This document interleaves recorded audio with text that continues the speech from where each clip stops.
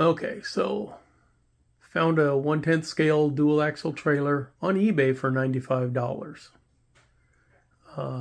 Box was a little bit crushed, but everything seems to be okay. You obviously have to put it together, so that's what I'm going to start working on. All right, so right out of the bag, you see the bed of it. Here's pretty nice looking wheels. I don't see any name on the tires. Doesn't matter. But the ramps, a little fake toolbox thing on the front, but that's where the light switch and your batteries go for the lights. That'll be good. This is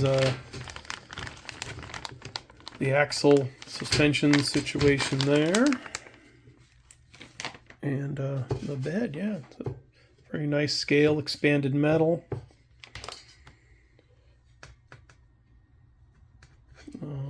Hopefully in all this was a tongue. There's leaf springs. Oh, there's a tongue. All right, I'll put it together, update you every now and then. Okay, so those are bearings for it, but they sent this one has no threads on the end. The other ones had threads on the ends. They went in the leaf spring. They hold through the leaf spring eye into the suspension there. There are no instructions to this thing. I've sent a message to them asking if there are any. It didn't come with it, so I'm trying to figure it out as I go.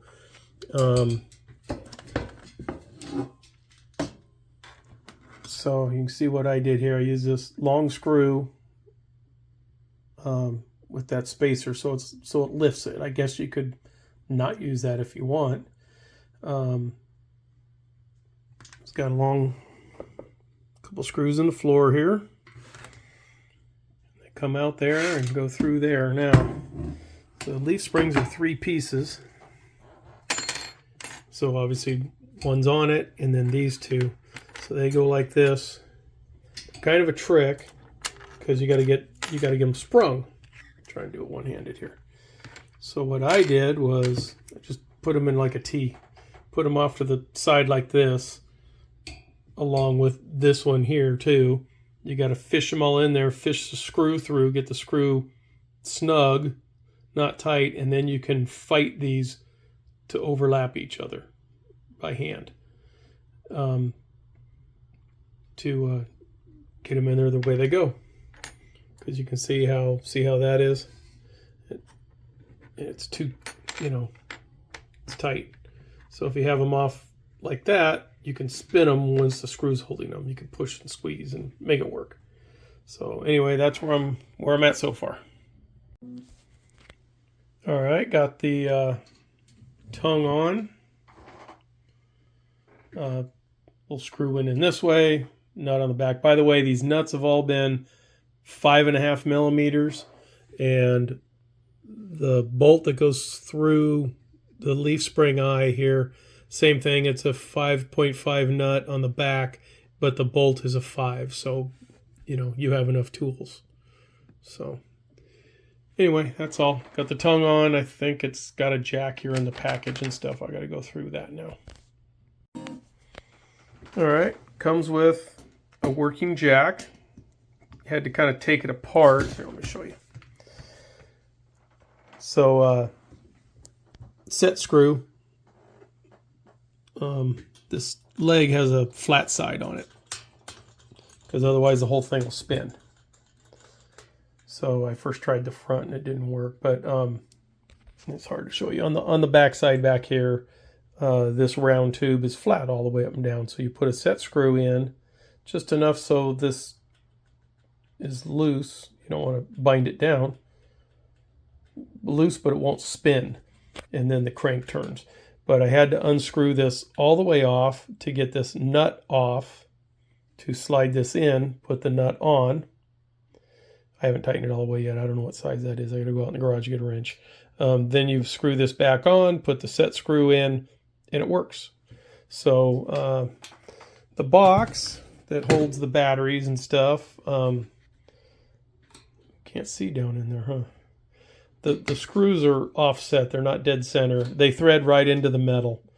I wanted to spin it so it's a little closer back here, but their notch for the wires to come out is right here. So I think the wires are going to come out of this and then go down and under the trailer right away, so they're hidden.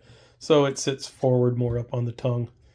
But who knows? Maybe find something you put in here. Little fake gas cans or something. Who knows? Okay, so here's something. Trailer's upside down. Don't screw that box in yet because you start running the lights. I'm working on wiring the lights to it, and this switch and the battery box and everything has to go through here to go get in that box. And this weird little circuit board, hopefully there's enough wire. Yeah, there will be. It'll fit all up in there. Trying to route. So the lights screw in from the top. There's one screw that goes into the light. Then they have this little holder on the back with these two tiny little screws. Need a very small Phillips head screwdriver that holds that there. I put this side together, then put batteries in it to try to check it out. And sure enough, ambers are on the outside. Red's in the closer to the middle. I wish they're all 4 red because, I mean, you don't have turn signals. And if you do the position, the switch is, let's see if I can do this one-handed here.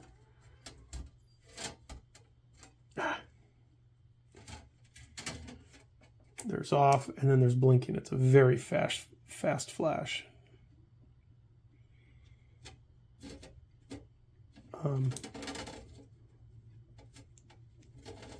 But even in real life,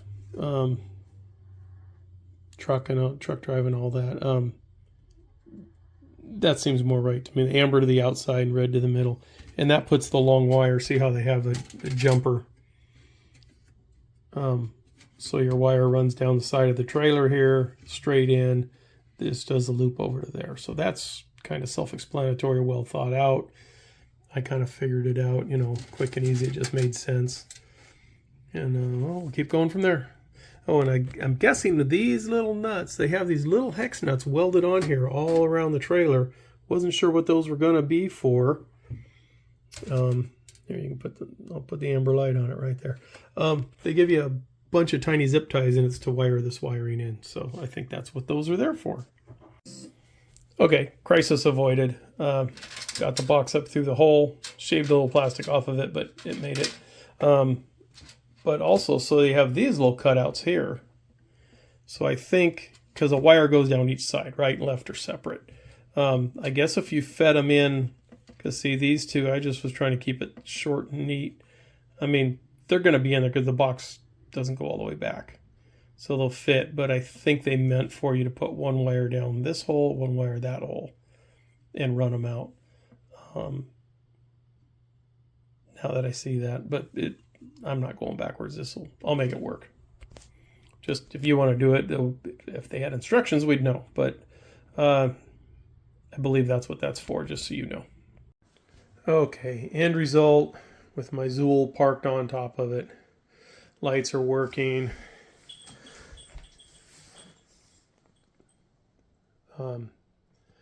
Going to hook it up to my Chevy High Trail, but I don't have a hitch yet. My son has one. He says he's not using. He's going to give me.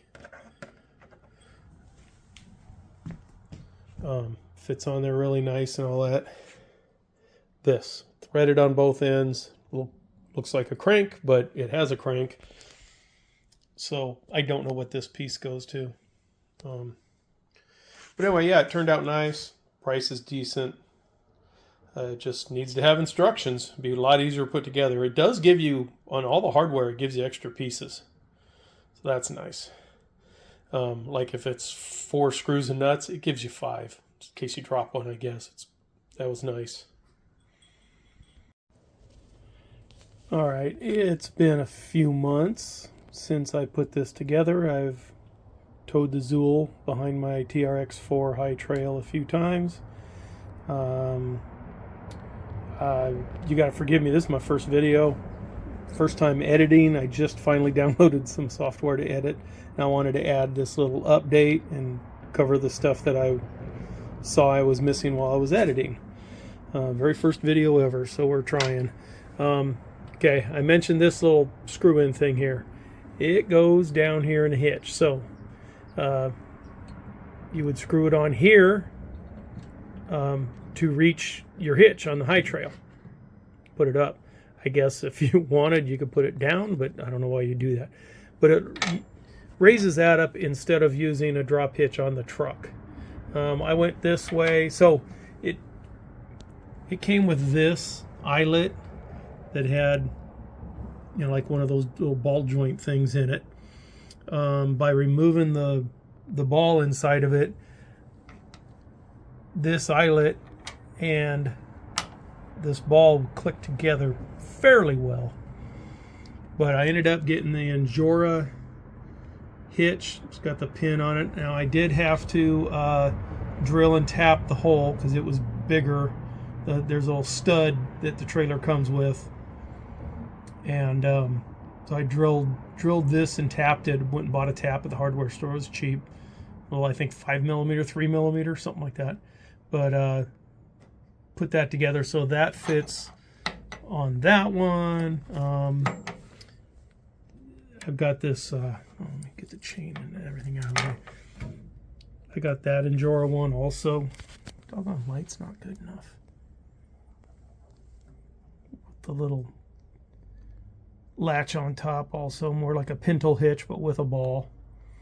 But it's just a straight one, not a drop. But it was working okay. The high trail with a vehicle on here, the high trail suspension works its way down and ends up pretty level. Wheels and tires.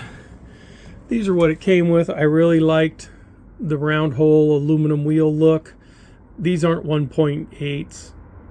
They're like a 1.7.5 or something. I was trying to put some 1.8 tires on them. Would not fit. They would not stay on the lip. These are some China thing. They couldn't copy Injora. The trailer's kind of a copy of Injora, but it's a cheap China model, you know, thing.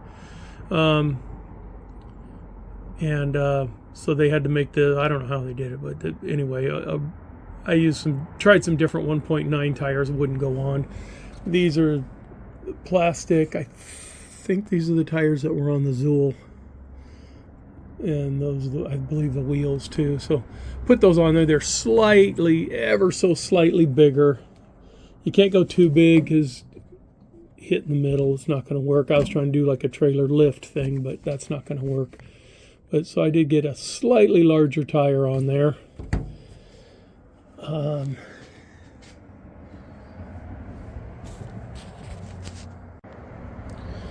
So they never got back to me on, oh no, I'm sorry. They did get back to me on the instructions. Basically, they told me they don't have any.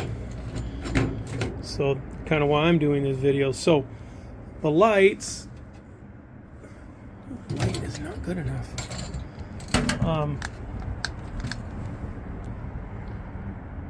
So the wire, you know, plugs into the light box. So it's these 4 little tiny lights on the end of the wires. You route them from the front, have the box off of there, route them through here into the back, and then install them. I did it this way. I plugged all these in and had trouble shoving the plug in the front through the little triangle here. I got it done, but it was ugly.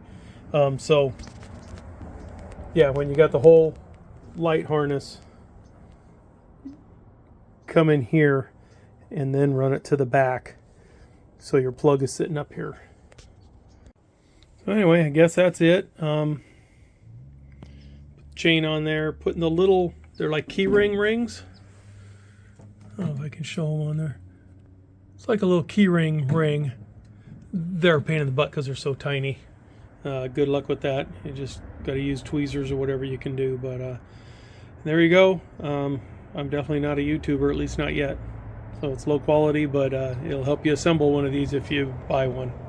Good luck.